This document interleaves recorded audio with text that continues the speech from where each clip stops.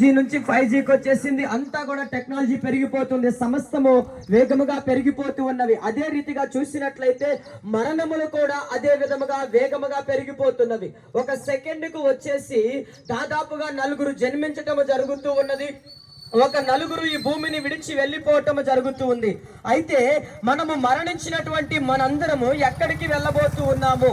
ఈ మరణించినటువంటి ప్రతి ఒక్కరు కూడా ఎక్కడికి వెళ్ళబోతున్నాం అనేటువంటిది చాలా మందికి ఒక డౌట్ గా ఉండిపోవటం జరిగింది, ఒక సందేహముగా ఉండిపోయింది.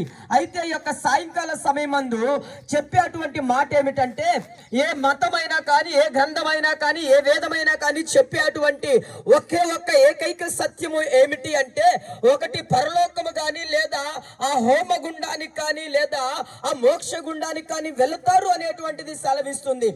అయితే ఆ స్థలములోనికి ఎవరు వెళ్ళగలుగుతారు అంటే, అక్కడ రాయబడినటువంటి మాట బైబిల్ ఈ విధంగా సెలవిస్తుంది. ఎవరు అంటే నీతిమంతులు మాత్రమే ఆ దేవుని యొద్దకి చేరగలుగుతారు అనేటువంటి సందేశము చెప్పగలుగుతుంది. మరి ఈ భూమి మీద చూసినట్లయితే మానవ సమాజం అంతట్లో కూడా ఏ జాతైనా, ఏ వర్గమైనా, ఏ కులమైనా, ఏ మతమైనా సరే 2 రకాలుగా పాపులమై ఉన్నాము.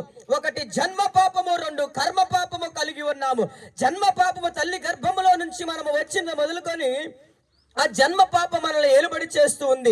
కర్మ పాపము అనగా ఏమిటి అంటే, మనము చేసినటువంటి క్రియలను బట్టి మనము కర్మ పాపులుగా మారిపోవటం జరిగింది. అయితే ఈ జన్మ పాపము కర్మ పాపములో ఉన్నప్పుడు మోక్షానికి గాని, ఆ దేవుని యొద్దకు కానీ వెళ్ళలేము. మరి ఆ దేవుని యొద్దకు వెళ్ళాలి అంటే ఎలాగు? ఏమిటి అంటే ఒకే ఒక్క మార్గము ఉన్నది.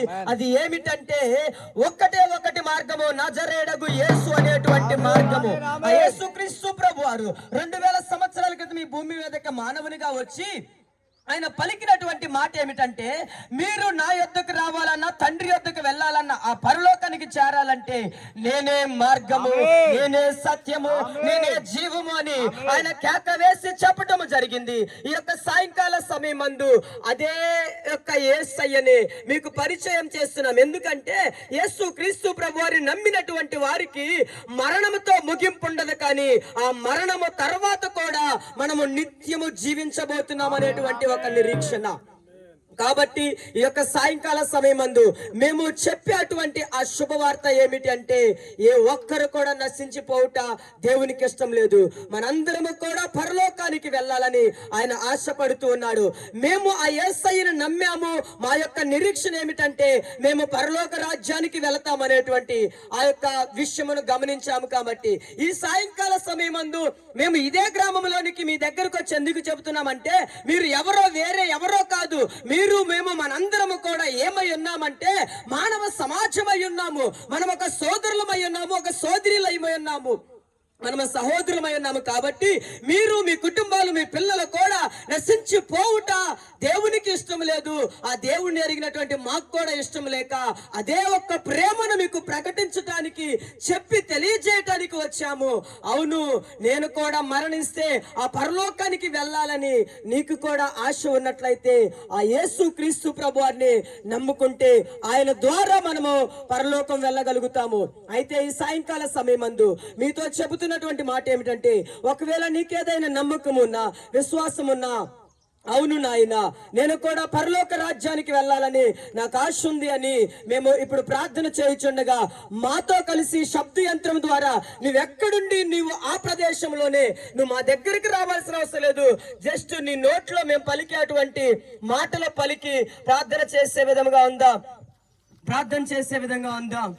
ప్రభువా, ఈ లోకంలో మేము 2 రకాల పాపులమై ఉన్నాము. జన్మ పాపులము, కర్మ పాపులమై ఉన్నాము. మా పాపము ద్వారా మేము పరలోక రాజ్యానికి చేరలేమని, అయ్యా ఆ మోక్షానికి చేరలేమనేటువంటి నీ మాటను విన్నామయ్యా. కాబట్టి సమయమందు ఆ మాటను బట్టి నా హృదయంలో నేను నిన్ను అంగీకరించుచున్నాను. అయ్యా, నీ చెంతకు రావాలని నాకు ఆశ ఉందయ్యా అని నువ్వు ప్రార్థన చేయగలిగితే, ఆయన ఎదుట నువ్వు ఒప్పుకోగలిగితే ఆయన నిన్ను తన రాజ్యంలోనికి చేర్చుకొని వాడై ఉన్నాడు. కాబట్టి ప్రార్థన చేద్దాం. మహాపరిశుద్ధుడు అయిన ప్రేమ కలిగిన తండ్రి, నీకు స్తోత్రాలయ్యా. ఈ సాయంకాల సమయం మందు ఈ గోవిందపురం గ్రామం కొరకు ప్రార్థన చేయించున్నామయ్యా. ఈ గోవిందపురంలో ఒక్క డెక్క కూడా విడవబడకుండా నీ రాజ్యములోనికి చేరుదురుగాక.